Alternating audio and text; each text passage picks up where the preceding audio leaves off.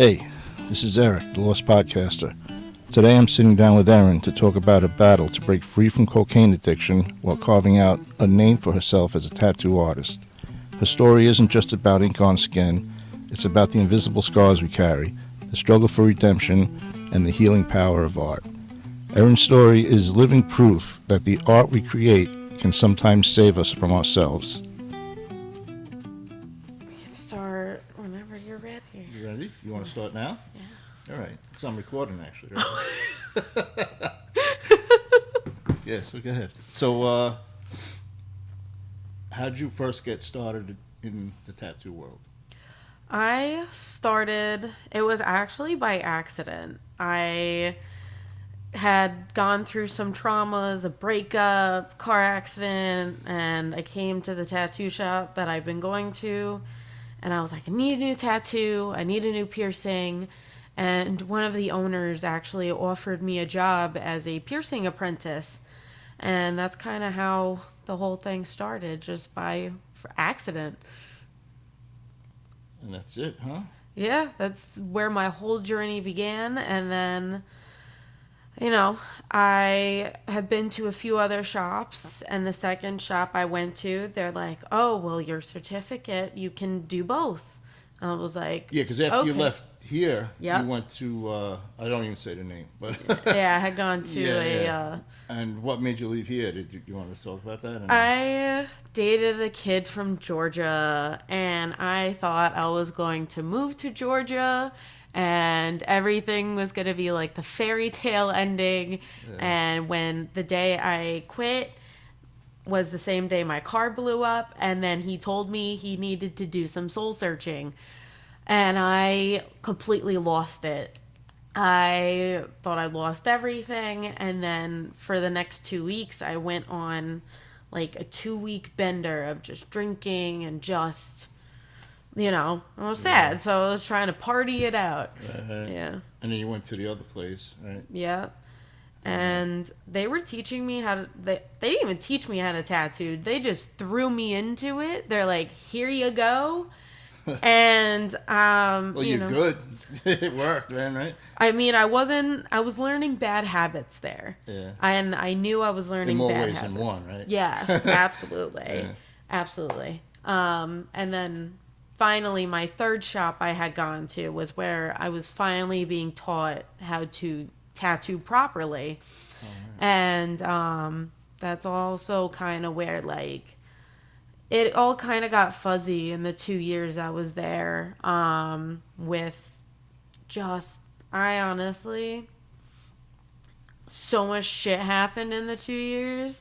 That's when you started going through some personal battles, right? I did. I started using, literally probably right before I even started working at that shop, and then it had just slowly progressed to me using every other weekend as like partying, like, oh, this is great, like it's fine, until it was then every weekend, and then it almost became a daily occurrence for me.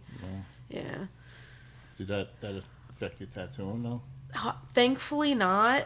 My tattoos were still coming out pretty clean, straight lines, like I made everybody super happy, but I was constantly going to the bathroom. I called the bathroom my cocaine throne while I was there. Because that's where I was using the most, unfortunately. And it also didn't help that one of my coworkers was also my dealer. He probably loved payday then, right? Oh, yeah. I literally had nothing to my name. I gave that man everything I had. Like, towards the end, I was spending like $210 a day. And the owner of the shop knew all of this. I'm pretty sure he had to have known. Yeah. He didn't. Yeah, because towards the end, I was very aggressive. My pupils were always dilated. I don't know how anybody couldn't notice that. And I was having constant bloody noses. to the point where like I would be tattooing and even my client would look at me and say, "Hey, like you're getting a." I'm like, Yeah. "Oh, I just have a cut in my nose and I opened it by accident. It's whatever. It's Yeah. fine." Well, when I saw you at Joel's funeral, you definitely looked like you cut down. You know what I mean? Yeah. But, I didn't realize why. You Yeah. know. But yeah. I was also using while I was there. Oh, Like really? I literally had gone out to my car and I had it in my car. I really don't remember much of the funeral. I remember seeing some people, but don't really remember the whole thing. That sucks. Because I was so focused on like I knew I had to go in and say and like make an amends a little bit, but also I was like thinking of when I can like sniff it next. Like literally that was the only thing on my mind was when I can use the next time, and that was a constant for me. Oh man. Yeah. What what was the thing that first made you decide like holy shit, I'm in this too deep, and I gotta stop. It got to a point where I was using every day, to a point where I was not sleeping 5 days a week. I would be up for 5 days, and then the 2 days I was off from work, I would crash. And I would sleep for 2 days straight. And then as soon as I would wake up, I had it and I was ready to go again for the next week. And that's how my cycle was. And then it got to a point where my car got repossessed because I didn't pay for my car payments. You're paying for cocaine payments. Yes, I was. Yes, I was. I don't mean to laugh. No, it is kind of on funny. hindsight, it's pretty fucking funny. But We've all been, no, not all of us, but a lot of us have been there. yeah, and I remember my mom coming in my room at like 3 in the morning, and she's like, "They're taking your car," and I'm not even like 48 hours trying to detox yet. Like I still had it in me, and I was like, "Who the fuck is taking my car?" Like I ran outside. It's freezing fucking cold. I'm in like no socks, just booty shorts, crop top, trying to get these people to drop my car. I said, "What can I do for you to drop it?" And they said, "Nothing. We have to take it." But thankfully, they were nice enough to let me take stuff out of my car, and I gave them a spare key. Like, and then I went inside, and then I lost my shit. I had gone into a full rage mode where I punched holes in walls. I was throwing shit. I don't really remember a lot after that. I'm pretty sure I did almost break some of my knuckles because I just didn't care. I was like, I'm already losing everything. Um, and then I think it was like 2 days later, I started looking for rehabs because I was like, I can't do this by myself. What made you start, like you did it on your own, or did someone help you out with that? Or? No, I started looking on my own because I was like, I can't stop myself. I can't help it. And there's nothing that I could have done myself unless it was to go to rehab. Yeah. And quite frankly, I went to a really nice rehab. But before that, telling my mom, she was really happy that I had made that decision on my own and nobody forced me. Good. But the hard part was telling my grandmother because she knew there was shit going on, but she didn't know what. Well, that's the secret, though, to getting off of anything is you have to want to get off of it. People always say, like, I was addicted to opiates, and I came off, and they're like, oh, I did it without rehab. And people are like, how the hell did you do that? It's like, some people, you got to go to rehab, and I did it without it. And I said, the secret is that you have to want to. If you don't want to, you're not going to fucking come off of this shit, Yeah. That's like the main thing, and you need a lot of support from people. I met a lot of people who, in rehab, that were either forced to go there or that's like, not going to work for them. and like some of them were court mandated to go. So depending on the people's situation, I felt like mine, like I really wanted this, and a lot of people there have been to multiple rehabs. and like hearing everybody's like stories. Like there were some really messed up people there, unfortunately. Like I remember even like on my last day, we got a new guy that came in and he was highlighter yellow. Like his liver was shutting down, and like I've seen it in movies where they get that color, but seeing it in person was definitely one of the scariest things I've seen. Crazy. And just somebody being so sick to the point where you're highlighter yellow. Yeah. How long were you in there for? I was there from January 7th to February 5th. And then they transferred me to a sober living house. And that I had my freedoms, but at the same time, I was still nowhere close to home. And they call it while you're there for the first 2 weeks, you're on blackout. So you can't go anywhere by yourself. You can't do anything by yourself. So, I always had to go somewhere with somebody. Like I couldn't explore, do anything. They wouldn't take you exploring? You couldn't say? We went to certain places, but like it was more of getting used to like my roommate, which she was a nutcase in itself. And just trying to get with the schedule because the schedules were so different. And with having a little bit of more freedom, it's like I almost didn't know what to do with my time. In rehab, we had a schedule of what to do of every minute, of every second, of every day. And then here it was like, okay, 5 days a week, we went to a program for like, I think it was from like 9 o'clock, and then we left at 2:15, and then we had the rest of the day. But we had to go to a meeting every day. And we had like this whole chore chart shit in there, and it was dumb. But they're like, if you don't, like, you had to post it on Telegram of like what chore you did, what meeting you went to, because they have to keep tabs on you and make sure that you're doing all the right things. And I'm like little goody two shoes over there and like making sure like everything's done. And, I don't want to like say I was probably one of the best people there, but I probably was. Because I did everything I was told. I was making sure I'm going to everything. I went to multiple meetings a day. I didn't just go to one. That's good. So, and then I was in sober living from February 5th until March 19th. Wait, so you were in the rehab first? Yep. And then you went to A sober house. a sober house? Yep. Okay. Oh, so it's only two places they had to go to? Mm-hmm. Oh, okay. Yeah. And then coming home it was weird. Yeah. It was so weird. Because It felt like stranger in a strange place or yeah, something. it kind of did.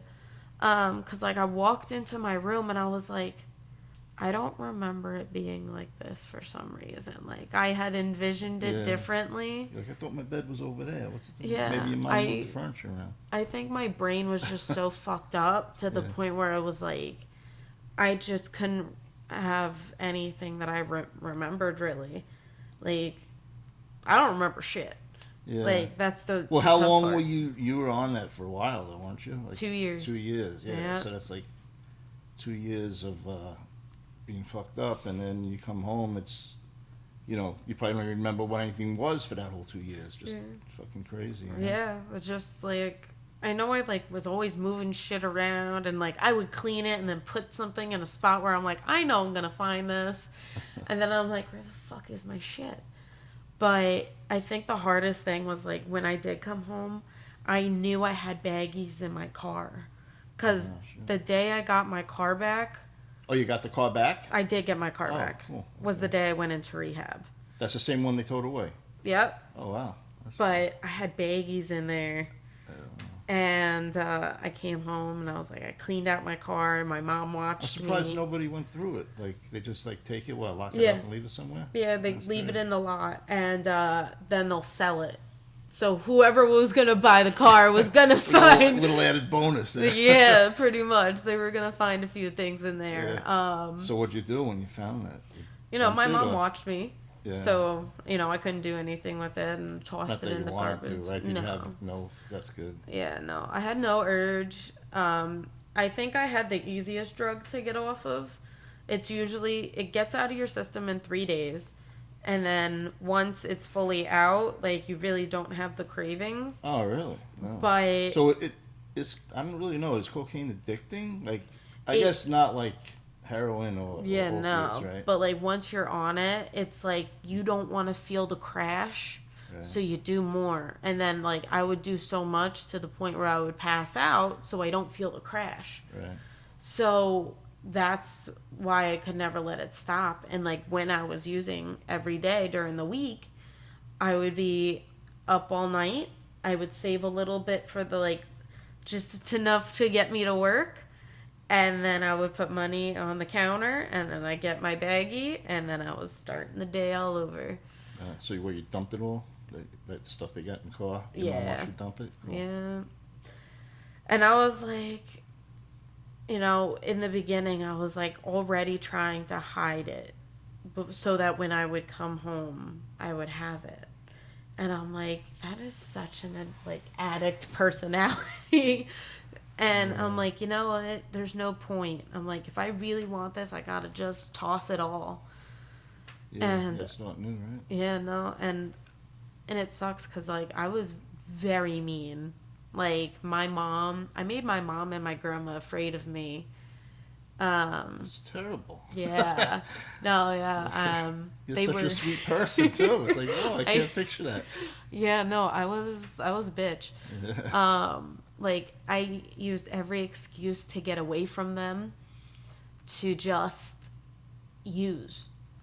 Oh, this is I got you. Yeah. And the first time my mom ever found out, it was on her 50th birthday. And she walked into my room, and I was cuddled up to a giant pile of coke on my bed.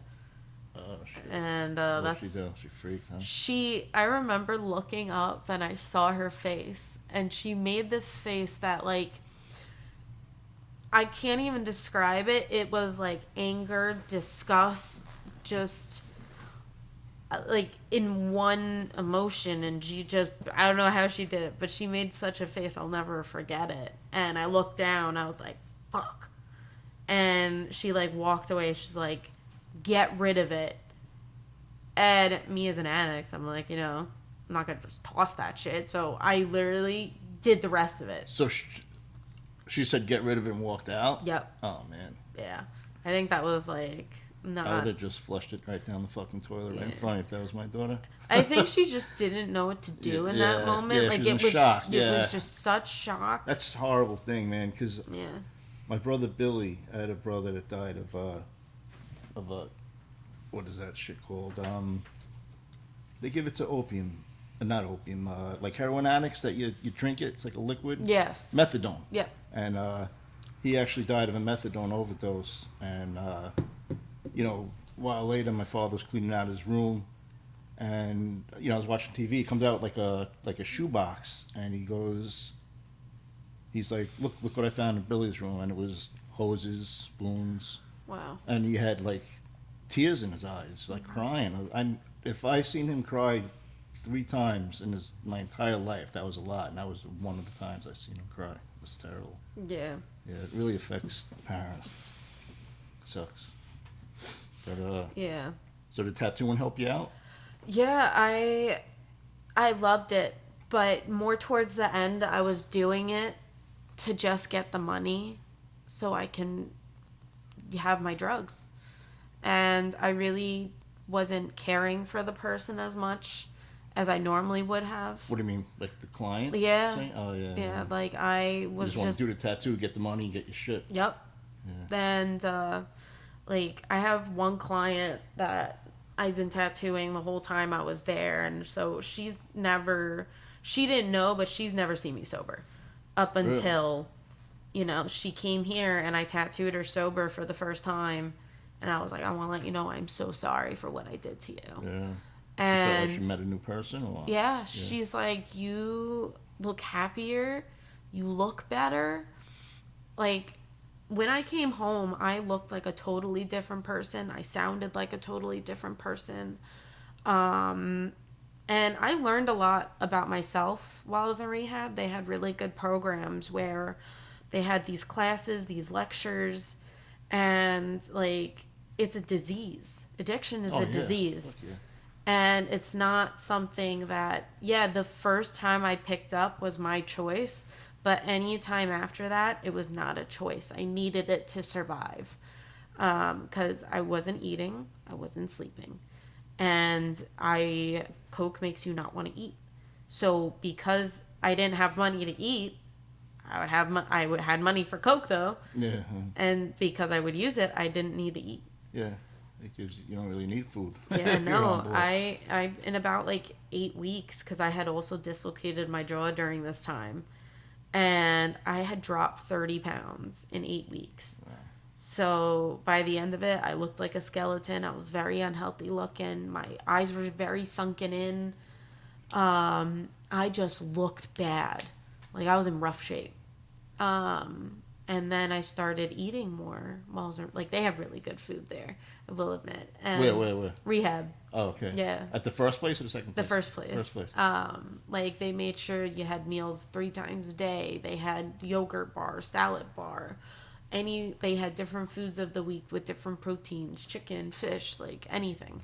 Um, and then going into sober living, all we had was like junk food in the house. So we had this whole table of just cakes and cookies. What was that, and, like a regular house in like Yeah. the neighborhood? Yeah. It's just all like it's sober house. Yeah. So it was one big house, and it was split in half. So my house was the turquoise house, and the house next door is the purple house. So there was, like, you can have up to 8 women in each house at the same time. So there would be 16 of us at one point altogether. So So basically, one house is 2 houses. yes. Okay. I Yeah. gotcha. And that was fun.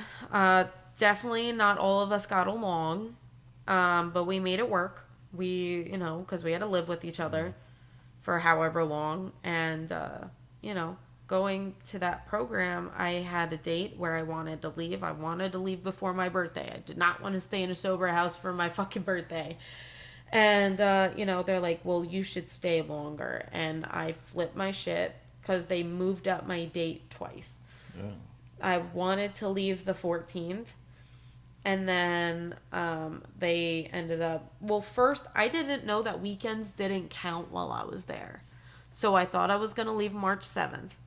And then it moved up to the 14th. And then it moved up to the 19th. So they don't count Saturday and Sunday Nope. as being there, even though you're there. Yep. What do you have off on Saturday and Sunday? Like you From, don't do like, the anything? program that we would go to during the week. So you just kind of like a relaxed day or whatever. Yeah. Oh. Yeah. But I was so mad when I found that out. I was like, I thought you counted weekends. Yeah. This kind of fucking sucks. Like, but it honestly, that was the best decision I've ever made in my life. That's good. It was definitely the best decision I ever made. And I have no regrets about it. And I feel like if I didn't go, I would be dead. Honestly. It's a good alternative, then. There was definitely a few times where I have possibly almost overdosed. Like I remember I couldn't open my eyes, and I could feel my heart. It felt like it was going to explode. Damn. And I was like trying and like fighting so hard to open my eyes. And it took everything in me to really try to just snap out of it. Because in the back of my head, I was like, I don't want my mom to find me like this. I don't want her to come in and find me dead one day. Yeah. But as soon as I would like get up, I would do another line. After that, you Yep. get up to it. I'm not dead anymore. Yeah, I like it. That's fucked up. It was such a vicious cycle. It just, I couldn't get it. And I did try on multiple occasions. And I even asked my dealer, I said, if I'm begging on my hands and my knees, please don't sell to me. And he's my coworker too, so I thought he was my friend. And he's like, yeah, no, I got you. And Yeah, you got it. and yep, and anytime I asked him and gave him money, it didn't matter. he would still give me what I wanted, and he knew I was using every day, and he knew I was going into the bathroom and using every day. Yeah. So he knew, like my boss, he's like, I've done it before and I quit myself. Good for you. I couldn't stop myself, Yeah. no matter what I Everyone's did. different. Some Yeah, people, he quit cold turkey, but like he should have also seen the signs. Yeah. You know. Why don't you have someone working there that fucking sells drugs too? Yeah. That's fucked up, man. He said he didn't know that he was selling drugs, and I'm like, He knows now, and the guy's still there though. No, he Oh, got he's gone? fired. Oh, okay. Maybe he Um, didn't know then. You know, maybe. Maybe it was because he didn't have full confirmation. Right. Like I feel like he had suspicions, but never had full confirmation. Yeah. Because he would ask me. He's like, he did ask me if I was using while I was there, but as an addict, I'm gonna fucking lie to your face. Ah, Like, so he you know, probably was just oblivious to the whole thing. Yeah. yeah, like I mean, he did ask me, and I did say no. But as an addict, I'm like, I don't want to lose my job. I'm Yeah, like, right, you're gonna say no. I gotta support myself, and like, I had bills, but I was not paying them. I think the only thing that I did right during this time, I made sure my animals were taken care of before You feed me. your animals. Yeah, I love my animals, and I always made sure that they got fed first. What do you got? What kind of animals? I have 2 cats. I have 2 tarantulas. I have a scorpion. I have he's called a tenric, but he looks like a hedgehog, but he's not. He's like a Timu off-brand version of a hedgehog, as I would put it. And I have a fish tank. Cool. But I always made sure they were fully taken care of. And then I got my drugs. So when you're finally home and you're off of drugs, what did tattooing help you kind of recovery with your recovery? I feel like it did. Like the whole time I was away, that's all I thought about was coming back into, like, I had nothing to do with my hands. I'm like, I have nobody to pierce and I have no one to tattoo. I don't know what to do. Like, it became my life. And now that I'm doing it right, and like my tattoos honestly look so much better. They look amazing, actually. Yeah. They're really good.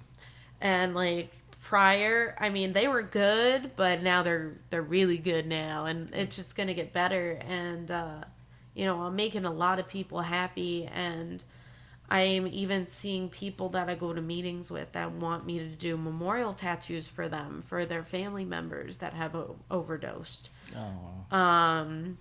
I had a gentleman last Saturday, and his sister had overdosed. She had 3 different kinds of fentanyl in her system. And they, I feel terrible. Like the day I was going to tattoo him, I saw him in the meeting, and he was actually sharing his story. Wow. And this was the first time I heard about his sister. Like I knew she passed away, but this was the first time I was hearing what had happened to her. And it made me feel so much better to be able to do that for him because of all the pain that he had gone through and his family had gone through. And he is, 7 months sober, all as well, and he's doing really great. And it's hard to make a man cry of happiness, and I think I almost got him on the verge of tears. Yeah.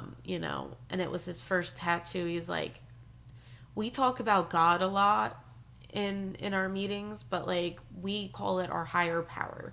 Not all of us. Yeah, because not everyone wants to do exactly the Christian God. Or whatever. So he's like, I believe my higher power got me to find you, and you coming to these meetings and me going up to you and asking you for you to do this tattoo for me, because he didn't want to walk into some shop and just get it done. Like it was more meaningful that somebody in Narcotics Anonymous was able to do that for him. Did you find a higher power? I'm still looking. It's still weird to me. Like, I believe there's something out there. I just don't know, don't know what. And, like, I heard in another meeting where they're like, You can believe in a fucking tree. Just make something your higher power. So like currently, I mean, I'm looking at my mom and my grandma as like my higher powers and doing it for them too because I put them through fucking hell. And the fact that they still stuck with me and dealt with my shit and the fact that I was gone, I think I was gone for 75 days altogether, was rough. Yeah. You know? Definitely, that's rough on the family. Yeah. And, getting my mom to take care of all my animals while I was away, especially, Being a tarantula. she is like, this is my worst fucking nightmare. And she still did it. And I'm really proud of her for that. I give her props. But yeah, it was hard on everybody, and especially me not being home. I was very homesick all the time, and like there were so many times where I just wanted to leave and just go home, but I was like, I have to finish this. You gotta stick it out. Yep. And my first day I came home, I went right to a meeting right when I got home. And now they're my home group, and I love them. How often do the meetings now? I do meetings 6 days a week. Sundays, there's not really like an early meeting. You have to do them 6 days a week, or I don't have to. I choose to. It makes me feel better when I go. And you're helping other people too. Exactly. Yeah. There's not a lot of young people in these meetings. Unfortunately, they're all old timers. We call them. Right. They have years and years of clean time. And it's nice for them to see a fresh newcomer that has very little time, and they're still seeing that the program works even for the newcomer. Yeah. And I've been told by many of them that I've helped them out in ways where, like, I volunteered to take the key to open up my home group meeting on Wednesdays.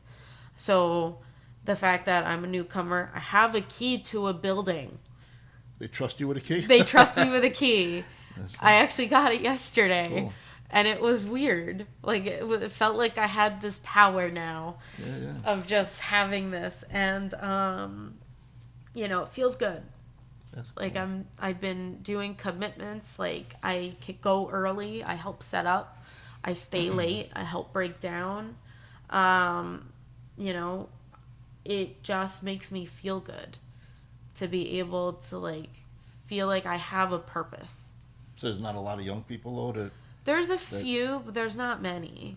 Yeah. There's some meetings where there's there are. a lot of young people on fucking doing shit. Yeah. So sucks. Yeah. The whole time I was using, like, there were so many people I would use with.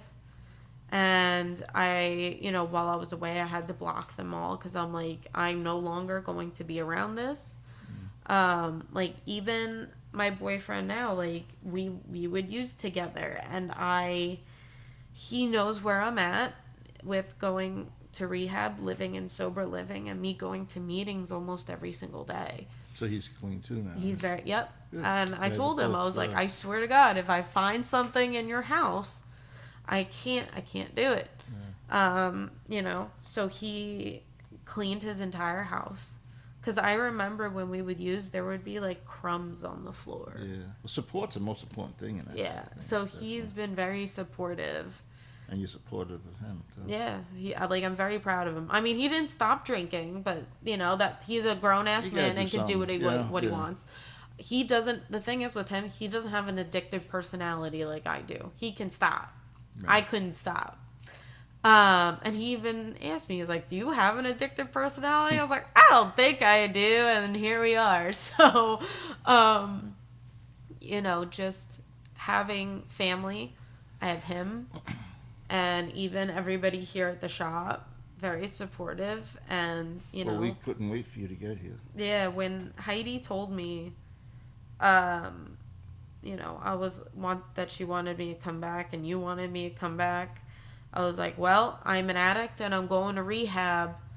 This is where I'm at. And she's like, I will wait for you. And that had to be the greatest thing I ever had to hear. Yeah. Well, before we went to the rehab, I told Heidi, I'm like, I don't want to, harass Erin, like, every day to come here. She goes, "Oh, don't worry, I harass her every day." I'm like, "All right, cool." Yeah, she did. And I felt like I was in a rough position. Well, I really wasn't. I just didn't want to leave because I had my person there that I could get from it. Oh yeah, it's just a convenience. That's literally kind of why I kept saying no, because I Yeah. didn't want to leave that. I didn't want to give it up yet. Right. But every day I'm like, oh, just one more time, just one more time. Yeah. And in the book that we have I think it's either the 12 traditions, it's like one is too many, but 1,000 is never enough. And that is definitely one of the sayings that we have that holds true. It's like, yeah, I'm just gonna do one line. It's never just No, one. it's not just It's one. never just one. So being in the programs have definitely helped a lot. And even tattooing, like I'm helping other people in my program with tattoos and being able to do it's that. therapeutic, right? Yeah, it's very therapeutic. Definitely. Just being able to do good with what I have now just feels amazing. But I don't even, like, I never want to go back to the way I was before. That's good. That's a good attitude. And, I hear a lot of stories of relapse too. And that's the scary part. I hear, like, people with 30 years clean have a relapse. And that's, terrifying to me. I have one Percocet in my safe, and it's probably expired. Probably. But I leave it there just to know it's there and know that I'm not gonna fucking pick it up and do it. Yeah. You know what I mean? It's just like gotta have that willpower. Yeah. Like in the beginning, like when I was in rehab, I was like, if someone put a bag of Coke in front of me right now, I would absolutely do it. Really? Yeah. But now I would have no urge. Oh, you mean back in rehab? Back in okay, rehab, I thought you were like talking about now. I was like, really? no, What no, the fuck, no. man? Now I would be like, Yeah. I remember I had a dream, and somebody, like, it was a really giant, like a plastic bag filled with Coke, like, and somebody, like, I see these hands and they're holding it out, and then they took it and then set it on fire. And I was like, I think that was my higher power telling me that I was done. Yeah, And that was it. definitely. Did you read that book of John I gave you? I did, yes. I Yeah. love it. Between the Book of John, my Narcotics Anonymous book, and like my 12 Steps traditions, and I do have a sponsor, and she is amazing. And we're going to be starting step work soon. I have yet to start the step work, so Cool. I'm very excited to just get it going. Cool. So what would you say for people that, like someone young that's addicted to shit, because they're probably struggling, Yeah. they're going through the same thing. What advice would you give them? The hardest part is surrendering. You have to surrender that you are powerless over your addiction. If you don't, you are not going to help yourself. You need to be able to admit, either to yourself or to another human being, that you are powerless over your addiction. And that is the first step of the 12 steps, is admitting that you are powerless. And admitting that you even have the addiction. Yeah. Some people are just in denial, you know? Yeah. And I was in denial for a while, and I was like, it's just a phase. I can stop whenever I wanted, until it wasn't a phase anymore. But yeah, no, if for any of the young people who are, listening to this, if you feel like you have a problem, talk to somebody about it. Admit to yourself, like, hi, I'm Erin and I am an addict. And that is the first step. Yeah. Cool. What did you go online and find? You could go online to Narcotics Anonymous, Long Island. They have every state has them, I'm sure. Just type in Narcotics Anonymous in your area. And it'll pull up a bunch of meetings around your area in either Nassau County, Suffolk County, California, everywhere. fucking New Jersey. And when you go to a meeting for Yeah. your first time, they'll give you a meeting list. So it will also have the addresses, the days, the times of every meeting that you would And you need. could just walk in there Yeah. out of the blue, like going to church. You just walk Yeah, right in. And you that's walk it. right in. And they welcome you. And yeah, and Narcotics Anonymous, they are huggers. You will get hugged. If you are a newcomer, you will get hugged. If you don't like hugs, get over it. You will be getting them. Yeah. We welcome you with open arms. The only thing is, if you bring paraphernalia with you, they are not welcome, but you are. Oops, sorry. My phone's making noises. Should have turned it off. But so how about you? You got like an Instagram you want to say, or some way can people find you to get some tattoos? Or Absolutely. some support? My Instagram is pierced by bubbles. Pierced by Bob. How'd you get that nickname? Oh God! When I first started working here, I was a very bubbly teenager, and eventually, I remember Joel. He's like, "Your nickname is now Bubbles." Yeah. I was like, You know what? okay. I called him. I said I called you Bubbles in front of him. Yeah. And then he named you Bubbles. You know, he's like, "That's good." He Yeah. fucking stuck with it. Yeah, and it's been like I didn't that. think it was gonna stick. I was Yeah. just going like, she's like, you know, I'm gonna call it Bubbles from now on. And Yeah. he's like, oh, that's great. And the next thing you know, bam. It just stuck, and almost 5 years later, Yeah. still Bubbles. I miss Joel. I do miss Yeah. Joel a lot too. And I have so many regrets about not talking to him sooner Yeah. and apologizing. Um, yeah. You know, like I did a lot of fucked up shit before I left. And I was even having vivid dreams about him and Heidi, and I'm like, I should probably call them, but I feel like it's not the right time. Right. And then I got the call that he had passed away. Yeah, it's definitely unexpected. And it was hard because I was so deep in my addiction at this point where I'm like, it like resonated, but it almost didn't.